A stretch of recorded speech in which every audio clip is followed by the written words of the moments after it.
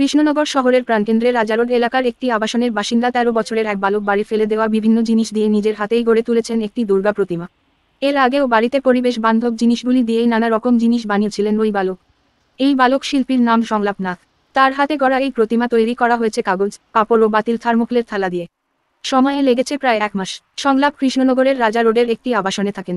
বর্তমানে সে কৃষ্ণনগরের একটি বেসরকারি ইংলিশ মিডিয়াম স্কুলে ৮ম শ্রেণীর ছাত্র। বিগত ২ বছর ধরে সে বাড়ি ফেলে দেওয়া অপ্রয়োজনীয় জিনিস সংগ্রহ করে নানা ধরনের জিনিস বানিয়ে আসছে বলে জানায় সংলাপ। কত বছর ধরে করছো কি? 2 বছর ধরে করছি। আচ্ছা, আর এটা পরিবেশ বান্ধবী ব্যাপারটা যেটা বললাম, এটা করছি আমি যে একটু মানে যাতে ওয়েস্টে যেগুলো না আছে, ওয়েস্ট পেপার যায় যেগুলো আছে সেগুলোকে আমি এগুলোকে রিপেয়ার করে নতুন করে মাঝে এরকম সব ওয়েস্ট থার্মোকলের থালা, সেই জিনিসগুলো আমি জুয়েলারিটা বানাচ্ছি। ওয়েস্ট কাপড়ের কুচি সেগুলো দিয়ে বানাচ্ছি। ওয়েস্ট পেপার যেগুলো হয়তো আর লাগবে না কাজে সেগুলো দিয়ে বানাচ্ছি।